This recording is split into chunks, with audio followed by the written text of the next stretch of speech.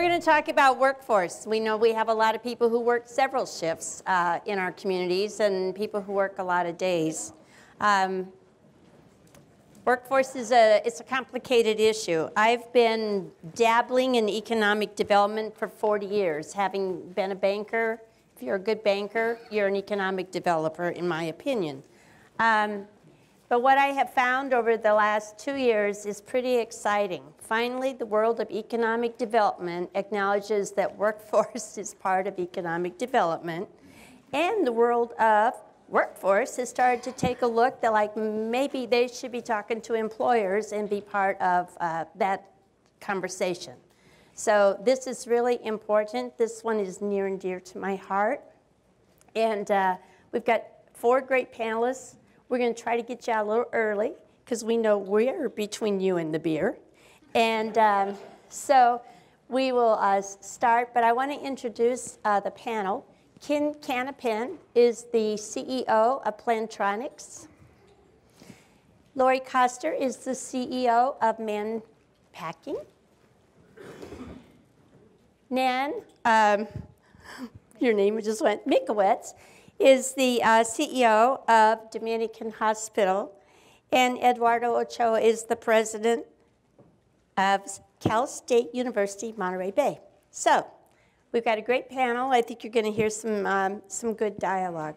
We're going to start right away with a question, because I think there are myths about workforce. There's myths about who hires who and what everybody's workforce is made up of. So the first question, Lori, I'm going to start with you if I could. If you could just tell us maybe what the makeup of your staff is. Low-skilled, middle-skilled, high-skilled. Okay, thank you, Mariana. Just for a point of clarification, I'm going to be referring to our fresh cut processing facility staff, so the manufacturing environment where we cut and wash the produce, put it into bags, and ship it, not so much the harvesting component of the supply chain. I'd estimate about 30% are low-skill entry levels, so we're talking about inspectors on the line throwing out the ugly pieces of broccoli, receiving the product in. I estimate about 40% are medium skills, where they're monitoring the wash water chemical components. They're running the machines to make sure the scales and the weights and measures are all done correctly. They're calibrating the metal detectors that are on all of the lines. They're doing the QA audits and checks. We all use HACCP systems, hazard analysis of critical control points. We're monitoring physical, chemical, microbial contaminants. So pretty sophisticated work. And then about the other 30% are highly skilled. Our business model today, we do a lot of store brand manufacturing. So Walmart is our largest customer. We supply 35 of their distribution centers throughout North America, including Canada. But when you go into a Walmart, you'll see market side broccoli coleslaw. You won't see Man Packing broccoli coleslaw, but we're making that. Same with Safeway. If you go into Safeway, you'll see Safeway Farms. Guess what? Safeway doesn't have farms. There are farms. They're trying to fool all of you. But that's us. So it's really evolving the business model into more of a consumer packaged good or a CPG type of business, which is requiring us to hire very sophisticated business analysts.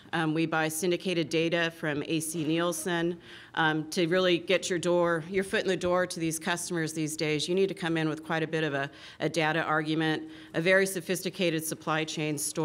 So I'd say the business is evolving into a much more sophisticated business than it certainly was in my father or my grandfather's day. And Ken? Well, I don't know exactly the definitions of low, medium, and high, so I'm going to kind of give it our way, but probably by some companies' definitions, it's all actually high. I would say 2/3 of our people are engineers. Probably 98% at least have a college degree, and I would say that we really have people that are globally recognized experts in a number of our in our field. So I break it down maybe 25 to 30% are doing work that is probably only requires 5, 6, 7 years of experience, and it typically would have an engineering degree in acoustics or software engineering or another particular discipline. It can be accounting too, depending upon what they're doing. Perhaps another third or so are in the medium level, and then again, probably at least a third are, because this is our global headquarters, so this is kind of the top 600 out of 3,200 people are, again, really, really advanced, very, very high-skilled people. Thank you. Nan? So the hospital is like a little city unto itself. If you think about, we see about 45,000 people in our emergency room every year, and we admit about 11,000 people. And so when you think about taking care of somebody 24/7 for about 5 days, that's the length of stay typically, you need a lot of people to take care of that community. So there's 1,800 employees. It's hard to divide them into high, medium, and low, but I will tell you that the vast majority, over 50% of our staff are what would you consider highly skilled nurses, pharmacists, clinical lab specialists, therapists. Our therapists are amazing. Many of them have master's degrees, and so. We also have our medium skilled, it's about a third of them are about medium skilled, and then we have everyone else who makes the place actually hum and keeps it clean and provides the meals, and it's a very interesting dynamic. In addition, with the electronic health record and so many things going with IT, we have a small little town downstairs of IT specialists who keep our computers going and all the technology. So it's kind of an array. Okay, Eduardo. So I'm going to give you our numbers in a second, but of course we're playing a big role in this region when it comes to regional economic development in a variety of other ways that I hope that I can touch briefly upon later. But as an employer, we have nearly 1,100 employees. And again, I have a little difficulty with the low, medium, and high, but I tell you in terms of types of employees, we have about 660 managers and faculty, which I grouped together. And then we have another group of 276 trainers, academic professionals, and technical specialists. And technical specialists are, people that do the IT, they do the financials, et cetera. We have 109 clerical and administrative support, 12 public safety officers, and 27 tradesmen and laborers. So that's basically our profile. Okay. So it gives us kind of an idea of as we talk about hiring and your difficulty or whatever, it gives us kind of an idea of what you're doing. In the next 5 to 10 years, do you see significant change or anything that is on the horizon that's really going to change how you do business? Ken? Well, so we're in technology, and it is constantly evolving, and it will certainly continue to evolve. I mean, 6, 7 years ago, 95% of my engineers were hardware engineering of one discipline or another. It's about 55, 60% software at this point in time. We're increasingly, everything is cloud-based. We're shifting already from selling our products to recognize them as a service, and we will be selling more and more of our revenues as data insights as opposed to physical product revenues. So all of that creates a pretty massive change in how we do business, how we collect revenues, how we enable or disable features on our products, and how they're integrated with the software solutions that other people have in terms of creating a total system, a total experience. So it's a lot more integration work with other partners. It's a lot more customer experience work. It's a lot more emotional intimacy work, and at the same time, it is some different skill sets. Lori? Technology is already having a big and growing impact on ag. There's an Ag Tech Summit that we promote in Salinas to draw investors into the space. A lot of operators are using drones today to monitor their fields. iPads are out there, real-time data loading into the cloud. Just electronic commerce, EDI, consumer relationship management software systems. Robotics is going to be huge to address the labor shortage. We're already seeing quite a bit of that. Okay, Nan? So yeah, we anticipate significant changes over the next 5 years. One of the things we're facing right now is we have a very mature hospital staff, and so 30% of our turnover right now is retirements. And so we are going to have to replace our wonderful team members with new team members. The other is technology. You know, we are completely computer-based for our electronic health record, and we will be expanding that further going forward. In addition, we have all this new and exciting equipment in our operating room with the Da Vinci and with O-arms, and along with that, you need skilled technicians to make sure that those machines are running properly. And so I don't know what next technology is going to come, but I can assure you in the last 5 years, we've had such an explosion and such a need to really step up the skill set that 5 years from now, it's going to be even worse, I think. Or better. It'll be even better. Let's be positive. You're making Eduardo's heart sing. Eduardo, what do you think? Well, for us, the biggest factor in the next 5 or 10 years is growth. We're currently at 7,100 students, and we expect to nearly double in size in our enrollment over the next 10 years. And so we're going to be increasing our hiring in all of our categories. I don't really anticipate any drastic changes in terms of the mix of employees. Although, of course, the skill sets will be evolving over time as technology evolves. Some of the business functions probably will grow in the number of employees somewhat more slowly than the enrollment as a whole, but in terms of direct support and faculty, of course, that will grow in proportion to the increase in enrollment. Do you see more online learning to accommodate the growing population that needs to be trained? CSU Monterey Bay is a destination campus. Our location is a unique asset. We are a brick and mortar based institution, and so we'll certainly use online learning as a complementary tool, and somewhat as we'll take somewhat defensive measures, but this is not a major thrust of us as an institution. Okay, and kind of a follow-up question to the other three of you. Do you do training in-house? Do you contract it out?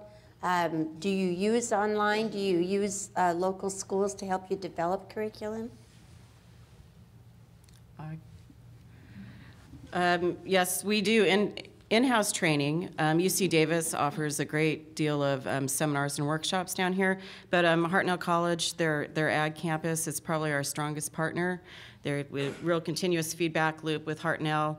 They're just starting refrigeration training certification programs, so we're able to go in and really work with them on specific skills that we're looking to garner to our workforce. But even Rancho Cielo, it's a youth ranch, I guess, out in Salinas for parolees and kids on probation. So there's a vocational center that we're starting to build out there to help that audience as well and help garner them employment back into the workforce. Because as you heard earlier, gainful employment is a key to getting these kids out of trouble. So we're investing significantly in that area. So recently, Dominican, we have implemented new grad programs, especially in nursing. We had not had a new grad program for a decade. And then a year and a half ago, we decided we were going to need to build our own nursing staff. And so we've already had 16 people go through the program. They're a mixture of bachelor's trained and also associate trained from the Cabrillo College. And so we anticipate that's going to continue. We do enjoy a great relationship with Cabrillo in terms of, respiratory therapy, not respiratory, our radiology technicians, as well as our physical therapy and other staff members. We get our respiratory therapists from Foothill College. So we do continue to work with them. We are going to start a very unique program in the next month where we're going to start to train up skilled nursing facility nurses so that they can work in the main hospital on the medical surgical floor. This is a very innovative process. Many of those nurses graduated at a time where there are no jobs for new grads, and so they've wanted to get into the hospital to work, and so we will be doing that training. And then we did start a program to train operating room nurses about 3 years ago. And so we're taking our existing nurses and training them up with that specific skill set, which is really hard to find.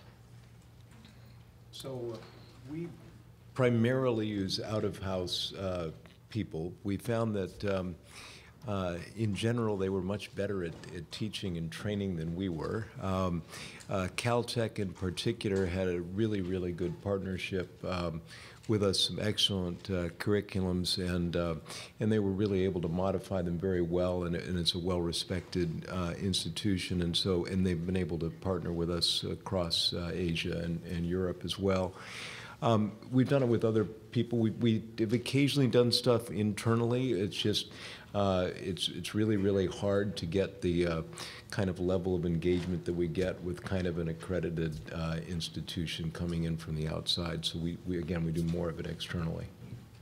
Okay. I forgot to add, I was thinking more production employment, but we do internships with CSUMB, and we've hired quite a few of them. So thank you, CSUMB. We hear a lot that a lot of people are working a couple part-time jobs because there aren't jobs, so they work a little here and a little there. Do any of you have a large percent of part-time people who are also working somewhere else? I have people that are working full-time and then working someplace else. We have people who are working part-time, but I'd say it's entirely by choice. We have a pretty flexible arrangement. We had some people, they've got kids, they want to work 2 days a week, they want to do 3 days a week, whatever, and there's a variety of positions that are pretty flexible in terms of what it is that they want to do. Yeah, I'd say the vast majority of our staff works mainly at Dominican. We do have a handful of folks who work at other hospitals, but we keep them pretty busy. So those who work part-time choose to work part-time.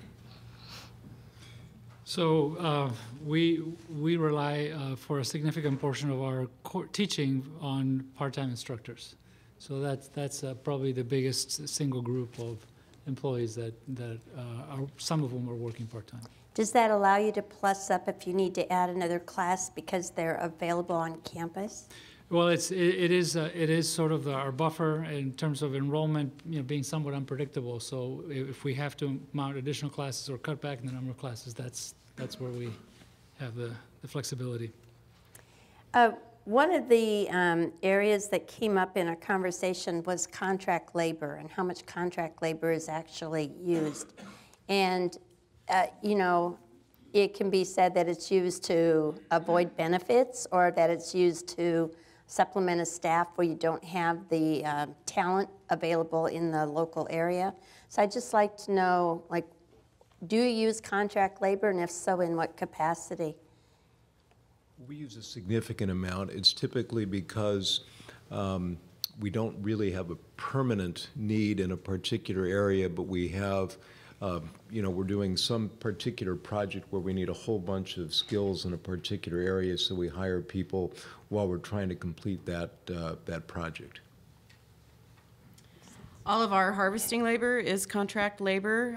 We historically employed our own harvesting crews, but I think in the mid-'70s we just got out of that business due to labor issues, union issues. Right now it's an administrative. We don't have the people right now to go out and recruit. For instance, our sugar snap pea fields, we need 650 people a day, and I just couldn't go out and knock on all those doors. So these contract laborers, they know where the workforces are, they know where the harvesting is going on, and where they can move these crews around to. That said, we have farm labor managers that we employ that are out there training and overseeing the groups, making sure that they're treated properly, that there's no violations happening.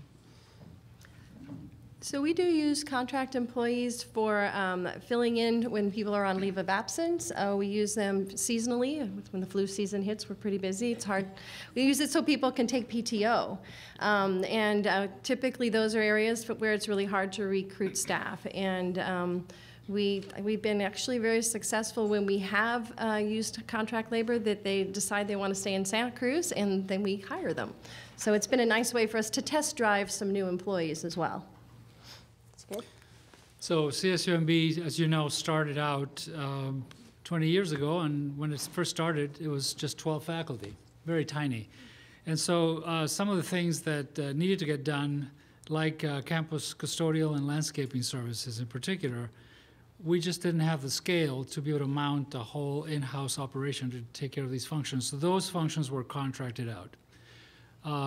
They're still being contracted out, and we are in fact now getting some pressure from the unions that cover those functions in other campuses in the CSU. They would like us to switch to in-house employees for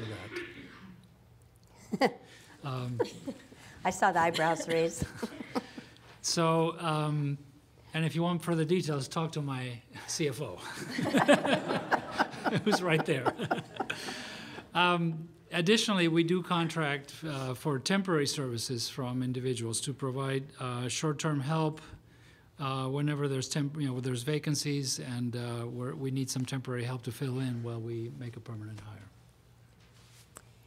So we've heard from the other panels that we've got significant issues in housing and in cost of living. Does that impact your ability to bring in the right talent pool? Any of you? Oh, go ahead. Go ahead. All right. I would say that, Say the same thing.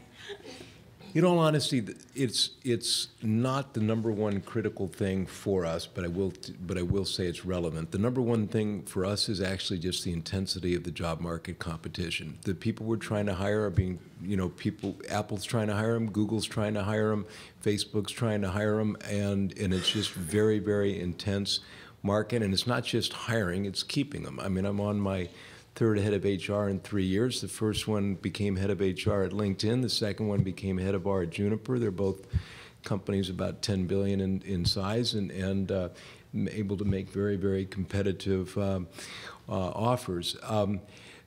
I'd say that it becomes an issue when we have somebody that we need to relocate to this area, some of those issues, because people that are already here already kind of adjusted to those issues, and so that's why it's really just the market against whoever else we're competing. But yeah, if we're trying to hire somebody from, I don't know, Texas or something, and then they land here and they look at their house for their money and stuff like that, then they're usually shocked.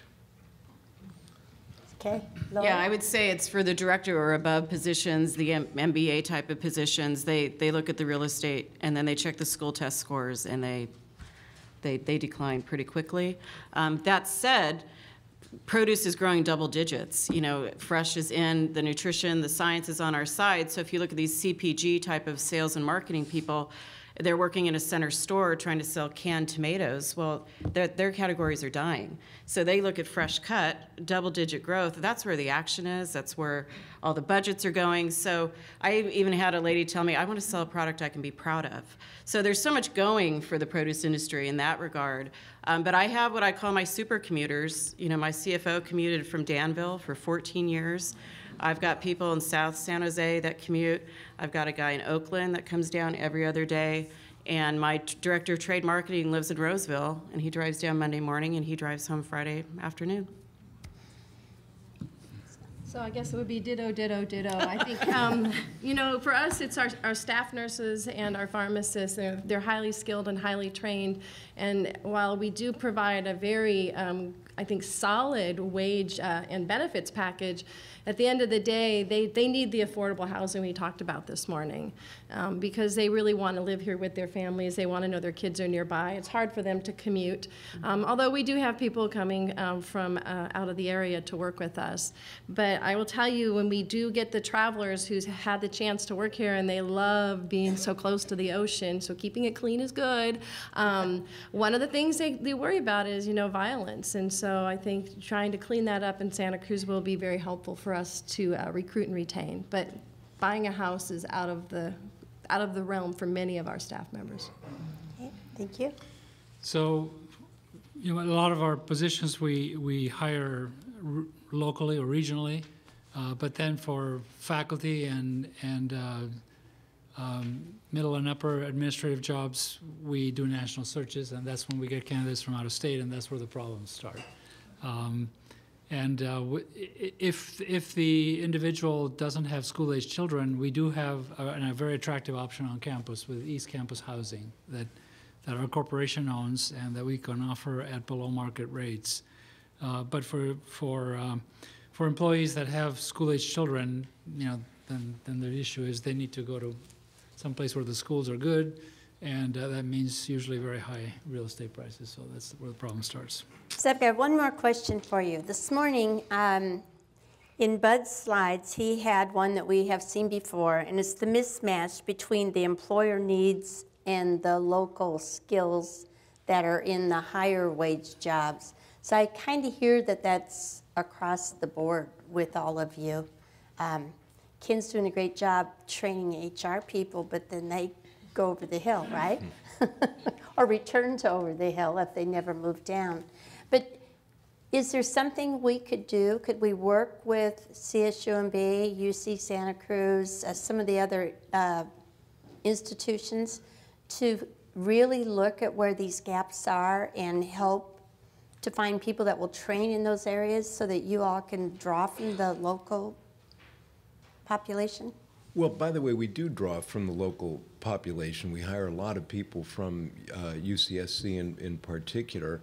And actually, I think the schools here are really quite good. I do think that there's always an opportunity to improve things, and I think that never minding kind of specific disciplines, okay? I mean, because, for example, we need acoustics engineers. It doesn't happen to be a discipline that is supported here, and so that's, is what it is. But I think that there's also sort of some general skill sets that could be imparted on people to help them be ready for the workforce. I think that in many, many educational institutions focus on just getting the content there. But at the end of the day, to work at least in a company like ours, collaboration skills are very important. A lot of these sort of team activities, understanding how you present materials. There's a variety of other things that are actually very, very useful in a work environment that are typically not given to people, or maybe they're only given to business majors or something like that, which in reality most of these people are going to go in the workforce, and I think that would probably be helpful. Good. Go ahead. Anybody else? Well, I would say for us, our biggest opportunity are, we have a great relationship with Cabrillo and now a newer one with CSUMB for nursing, which is wonderful. But our clinical lab scientists, the average age is in the late 50s.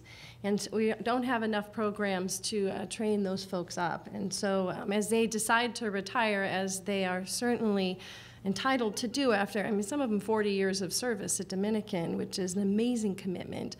We are going to need more people to fill in the gap, and I think that's something we should be aggressively working towards. Okay.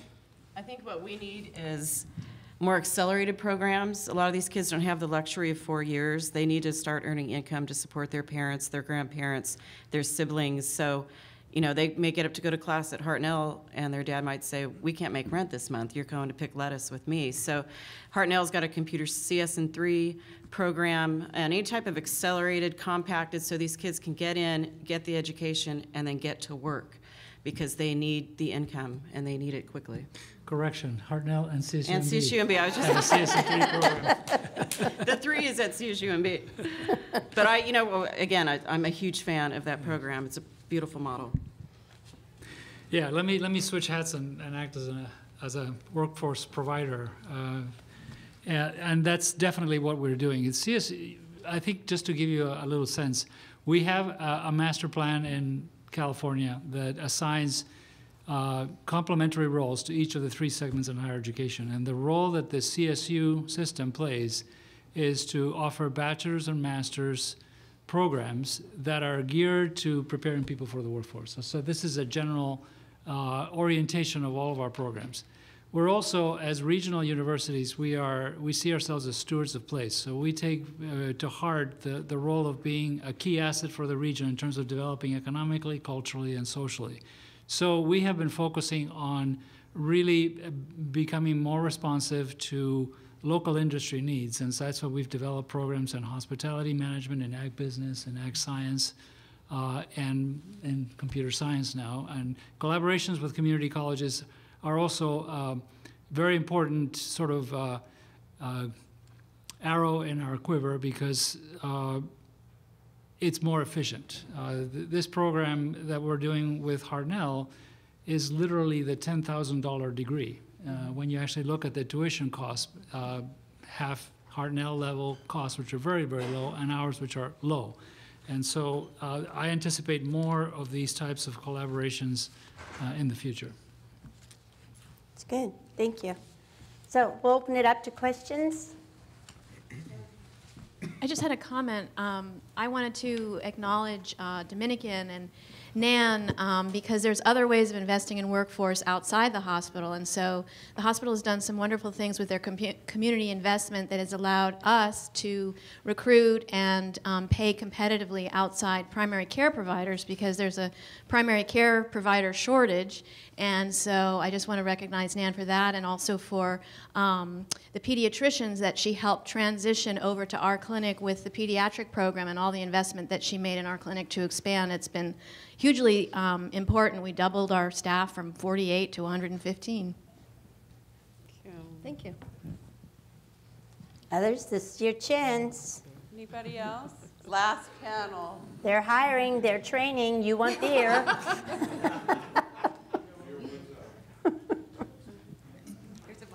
Should I go? Yeah, go ahead. Okay. I guess I'll go first, take it real quick. Bryce Drusen, Silicon Valley Business Journal.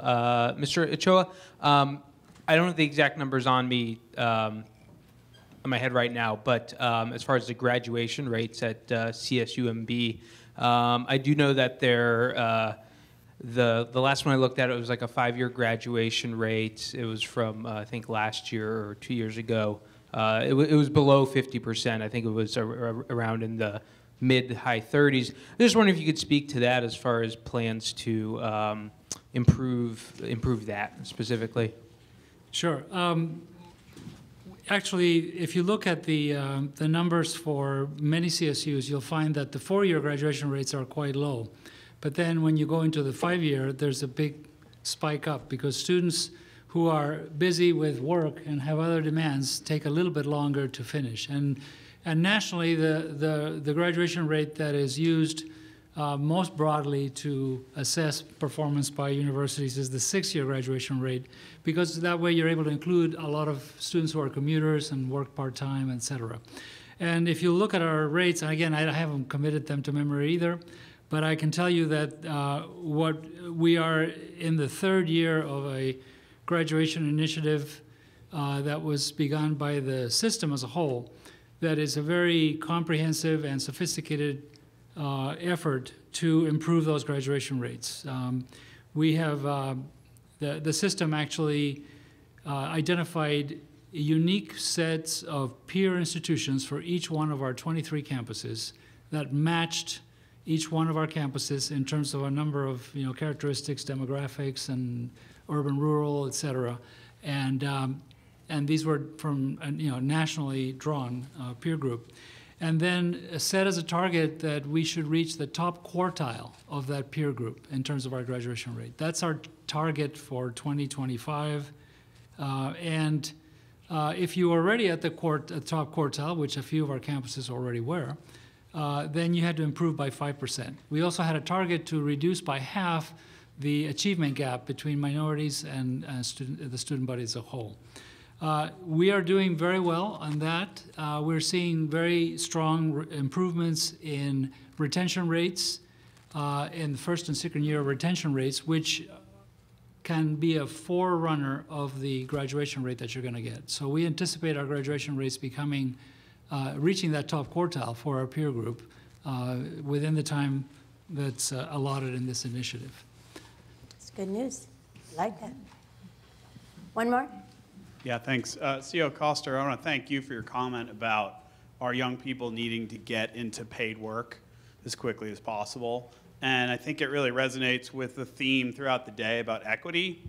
And so I'm wondering if the panelists can talk a little bit about what you see as the successful strategies. We have the workforce here in the region, but a lot of it are people who need that extra high bench, or whatever the analogy was, that was made earlier. They need a little boost up. And so what do you see as the strategies for addressing those barriers and those inequities that are keeping our local workforce from getting into the jobs that are in demand that aren't being filled? Well, I'll give you a very comprehensive response to that challenge that we're undertaking, and that's our Cradle to Career initiative for Monterey County called Bright Futures. And the reason we launched this is because we found that CSUMB is already providing access to high school graduates. We've sort of fulfilled our access mission. If you look at the high school graduating class of Monterey County and you compare the demographics of that high school graduating class to our entering freshman class, they match. So, but yet the educational level in the county is below the state average. So if we want to do better, we need to reach earlier, reach out earlier and help our community, our K-12 partners and other organizations help improve the performance of that educational pipeline so we can actually provide that education for more students. Part of it is also helping students who do graduate from high school be in fact college ready. That's another challenge. Too many of them are not ready to do college work.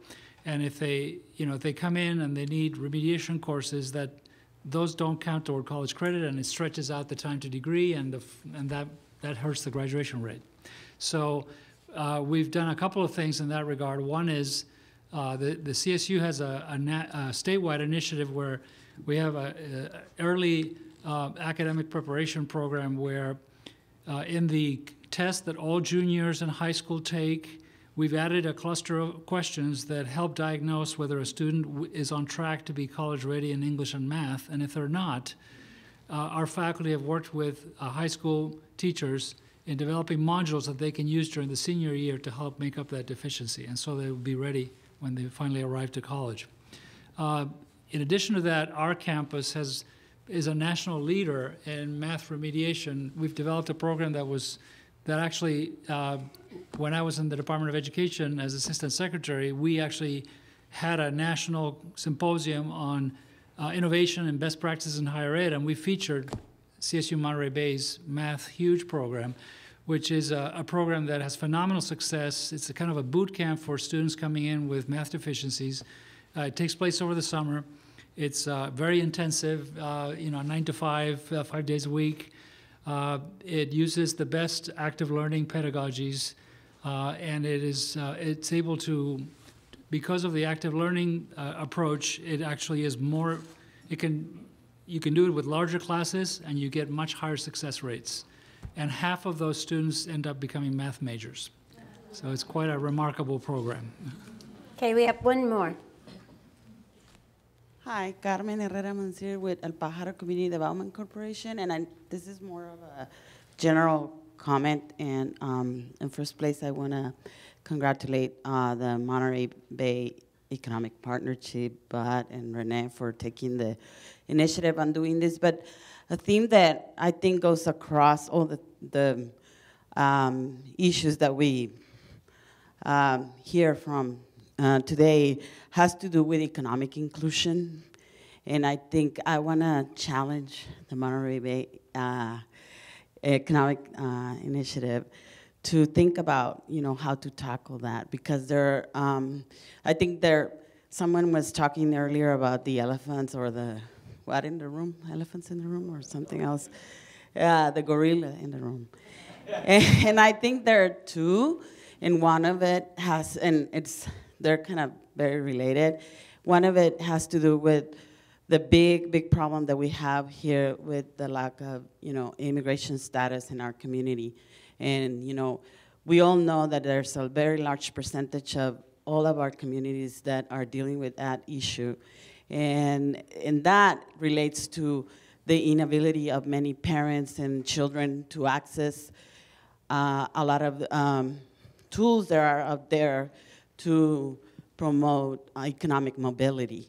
So how do we include those people that cannot be included because of the issues that we already know? So I think that's a big topic that we need to converse on.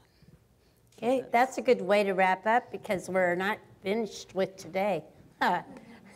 What she wants, we'll all be working on.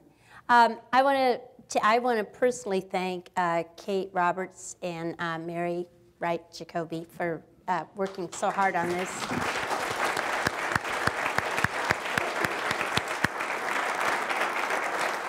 And I want to bring up the fabulous Mr. Bud Colligan to close us out. And thank you, Bud.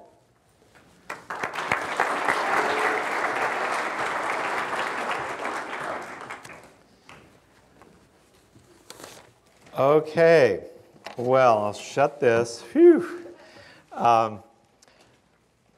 First of all, thank you all for being here, and I want to ask you all to fill out your evaluation. I'm really amazed how many of you stuck with us the entire day. I know it was a... There's only beer for 20. But we have 3 bottles of wine, 1 from Monterey County, 1 from Santa Cruz County, and 1 from San Benito County. So if you'd like one of those nice bottles of wine, you have to submit your evaluation. And unfortunately, it has to have your name on it for us to contact you. But if you would like to submit it anonymously, that's okay too. You just can't win the wine. Secondly, you know, we've asked you all day to share the card that you have and to make a connection and meet somebody new and all that kind of stuff. So I'm also going to say to you now, I'm going to make a quick summary, okay? But while I'm doing that, I want you all to think about an idea that you want to share with the group right now. And when I'm done, I'm going to go around. I'm just going to call, and you only have 15 seconds. No speeches. We're all ready for beer. So you have 15 seconds to just say what your idea is and who you'd like to collaborate with, okay? What, Robert? No, not yet. Not yet. But hold it just for a minute. Okay, and the third thing is, I have gotten several people today, and I'm not just saying this, who said, we want to be a member of MBEP, right? Which has been very gratifying to us. For all the rest of you, if you are, thank you. And if you're not, consider it, because it does take money to do all this stuff. And we're a membership-driven organization. We have cities and counties and businesses and nonprofit organizations and hospitals and medical centers. You can see 4 of our board members up here. We're waiting for Ken. Not to put you on the spot, Ken. But anyway, Ken is vice chair of the Silicon Valley Leadership Group, so we're working on him to come over this way. So anyway, and Plantronics is incredibly philanthropic and is leading the food bank drive and lots of other things, and so is Dominican. But anyway, yes, so if you're interested, we'd love to have you as members, and you can contact Kate or myself or Marianne. And that's important to keep all this going, because one of the big things is, I'll get to the end, what's the follow-up? What do we do now as a result of all this? But I just want to hit a couple of highlights, and then I'd like to ask whoever wants to stand up and say something, 15 seconds to say it. First, housing. We talked about employer housing partnerships with Tanimura and Anil. I thought the model they're doing is really interesting, and other employers might be able to consider it if they have the land. The Make Room movement, lots of really interesting ideas, and Linda Manalini's, I think a lot of them are up on their website, and we should be thinking about how we can leverage that. Housing trust funds, streamlining regulations, and I think it's critical that we set some goals, and we hold ourselves accountable to the goals, because, you know, if a lot of, you know, I think Casey quoted some stat about we're going to build 1,500 units and we need 10,000. So, you know, if we don't have any goals, we can't measure how we're doing. And to me, that's really important. Secondly, on infrastructure, Lenny brought up special financing innovations, public-private partnerships. I love the idea of getting more students at UCSC and CSUMB to actually reimagine some of these transportation issues that we have, right? Let's get some new thinking, some young thinking on these issues and see if we can't generate some new ideas and progress and get student groups working on this. They're the ones that are going to be living here. We're all going to be dead. So I'd like to see them that are invested in this for the next 20 or 25 or 30 years to really get involved. Health, 100 small decisions that we make every day. Thank you to the Enlace group that came, the bottoms-up citizen leadership that we need in our communities. And get involved in underserved communities. I live in Live Oak. I know there's more things that I could do in Live Oak to make that a better community. Education and literacy is so key. As I said at the beginning, education runs through everything that we're doing. And Oscar brought up, I think, a great point. Let's be honest. Who has the power? And are they willing to share it? And thank you, Oscar, for your very poignant story, I thought, was just such a wonderful example of what how education and family can contribute to someone overcoming many early obstacles. Parks and recreation, movement and playing and all those things. We heard some comments about that. Environment.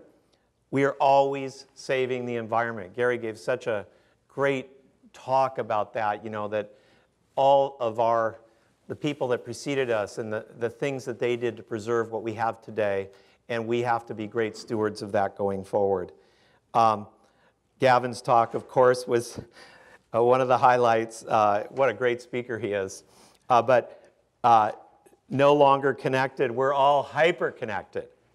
And I want to go back to what I said in the beginning about our internet infrastructure. We have to keep putting pressure on that. It's not something we can just assume someone else is going to do, or we're going to be where we are. And we're already behind. We're already behind. So if we don't do this, we're not going to get people off the roads. We're not going to have that information highway that we need for the kinds of jobs that he's talking about. If we're all going to automation and mechanization, even in farming, we better have high-speed broadband, like a gigabit everywhere. I want to move to Kansas City because they have a gigabit. And it just transforms how you start thinking about the kind of work you can do, the kind of videos you can have, the kind of real-time engagement that you can have, whether it's in medicine or high tech or whatever field that we're working in. Inequity in education, healthcare, income, Carmen's point, housing, one of the biggest issues of our time that we all have to address and deal with when 1/3 of our region is below the basic, the real cost measure. Regions rising together, that's what MBEP is. We're a convener for the region, and we want to be that convener. So help us be that convener and help us now break it down into smaller bite-sized chunks. I think today was important to get everybody together, but now we really got to dig in and address some of these problems. And finally, from Gavin, leadership can be found anywhere. It's a bottoms-up focus. It's a local issue. Let's keep it local. Let's all get involved in our region. I know all of you are. You wouldn't be here. But I think the local focus is so important. In public safety, multidisciplinary teams. Kelly's comment about the challenges, scale. And I think Sarah said, take a risk.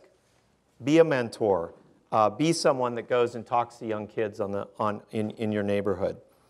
And finally, employers. Are you being supportive of employees trying to be good parents? In the workforce, we heard a bunch of really interesting data about what our workforce is, but there is this, what I heard is, boy, there's a lot of jobs coming down the pike. Clinical psychologists and administrators and nurses and professors and college administrators and tech jobs and computer science and engineering. There's a lot of jobs there, but right now we're not graduating enough people locally, or at least that stay locally, to actually fill all those jobs. And yet we also have a lot of employment shortages at the very low end, right? So it's really, we're kind of a barbell here. And so there's a lot of people in the middle who have just high school grads that lack proficiency in math and English. And so they're kind of stuck in the middle, right? None of these guys want to hire them, mostly, right? And they don't want the field worker jobs generally. So where are they going to work, right? Where education is so important in that regard. And so how do we follow up?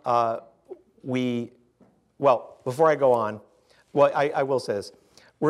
I've taken a lot of notes today. I know Kate's taken a lot of notes today. Send us your feedback as well. We're going to have to break it down now into more focused subject matter meetings.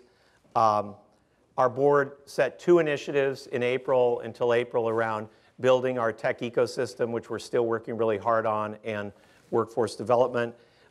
We have some important initiatives. You could follow our progress. It's all posted on the website. What we're trying to do, we're not trying to do everything they mentioned, but a few things that we're trying to do to make a dent in the issue. And we want to leverage, we can't do everything. We want to leverage all of you. We want to leverage what we said in the beginning, that multidisciplinary, multi-agency, private-public partnership kind of model. Robert is going to speak in a minute about his idea, but he's been working on the internship portal, and the Community Foundation of Santa Cruz, and UCSC and Cabrillo, and the Santa Cruz Business Council, and we just jumped in. We need an internship portal for both of our initiatives. So he said, hey, we're not going to recreate something. We're going to join this initiative. And MBEP might end up managing that internship portal because we're hiring staff and doing some things. But it doesn't really matter. The important point is that it gets done, and that it's regional, and that it's open to all employers in the region and all students in the region. So we don't have any ownership of these things. There's so many great initiatives that have been mentioned today, like Bright Futures. Let's support the people that are doing those. And let's make sure the right people are in the room, the right people are engaged, and it's a regional approach to it. We have too many executive directors and coordinators and people that are doing the same thing in every city and county. And you know, we could use those resources a lot better if they were more programmatically focused and we had a little bit of consolidation around the number of efforts that are going on. So that's another thing that I'd like to see personally happen. And now, I'd like to hear your ideas. We're going to do 10 ideas. If you don't get a chance to say them, just give us your card. Who wants to share their idea about who they want to collaborate with? Yes? So my dream is to continue to work with the city of Gonzales and the Gonzales Unified School District to innovate, to incubate innovation with a focus on youth development, youth leadership development, and workforce development through service learning and social entrepreneurship. Thank you. Say your name too. Michelle Slate. Michelle. Okay.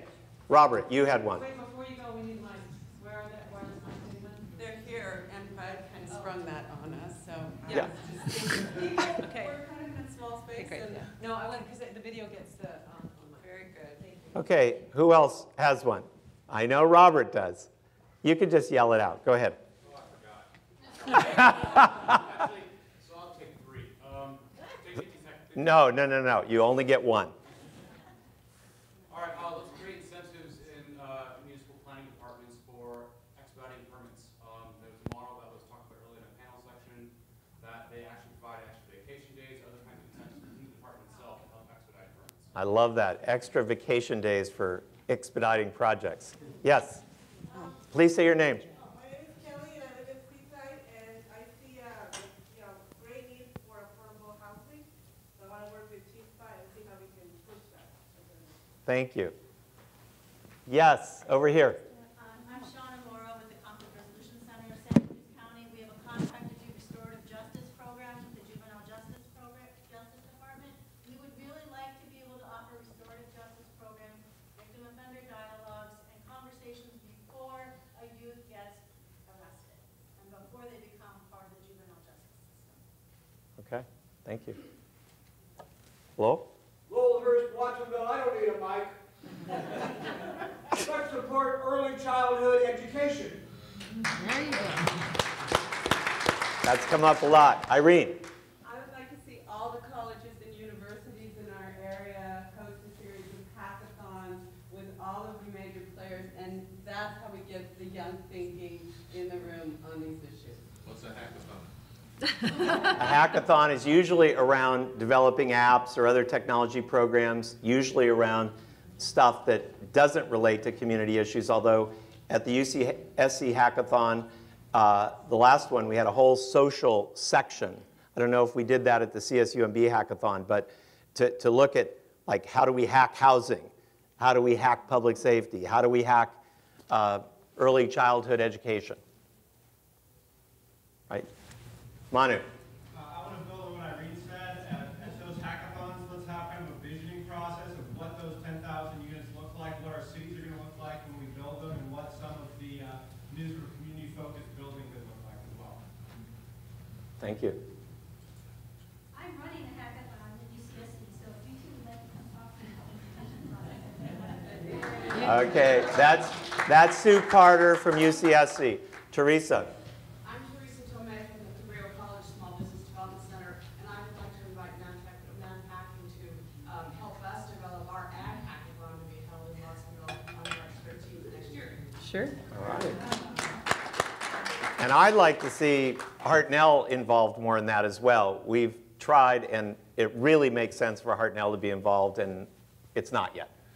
Yes, Ed. I'm Ed Durkee with Goodwill Central Coast, and I want to second what Carmen and Oscar said, and to make sure that the people who are undocumented and people living below the real cost measure in our communities are part of this dialogue.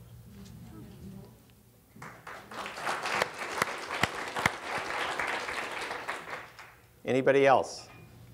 I'll just say one real quick. I think that whole idea of looking at what might be light or bad and thinking about how we can really make it good in our community. I just love that vision of the LA River, and looking at what it could become. I think that's really where innovation comes from, is looking at something that's bad, flipping on its end, and then thinking about how it could actually turn into something great. So I challenge us to do that with LA as well. I think we had someone next to you. My name's Kaylee. I'm from Cal State Monterey Bay. I just graduated from which is what my experience was about, was working with community health workers in Promocotas. So I would love to see this region sort of build an alliance or partnership around that and make an impact in the community using those resources. Okay, Larry, two more. I'd like to see the bright future. Who are you? I'm Larry Samuels. I'm a resident of Santa Cruz County. I'd like to see something like Eduardo is doing with Bright Futures be mirrored both in San Benito and Santa Cruz County. I think that kind of integration is necessary to see an increase of the kind of grad rates that our gentleman from the Local Valley Journal talked about. And I think that's an ideal partnership I'd like to see replicated. Okay, last one. I'm Cindy Rubin, I'm a resident of Santa Cruz County. I'd like to see an inventory done of the intellectual property in the universities in our region and how we can best move that to commercial application in our region. Okay, great. Well, these are all great ideas. Did you have one last one? Okay, please. My name is Maria Herrera. I'm from the city. I'd like to see more parks, more activities for the young people, and opportunities for the college for class the ESL or something, because they have nothing over there. Thank you. Okay. I hope you met a few new people today. See David and Elizabeth and Marilyn all sitting together still. I hope you met some new people today, that you have formed some new bonds with those ideas and that you're going to collaborate going forward, that you take home some inspiration to fuel your citizen leadership, and that you'll join us all to have a beer right now. Thank you.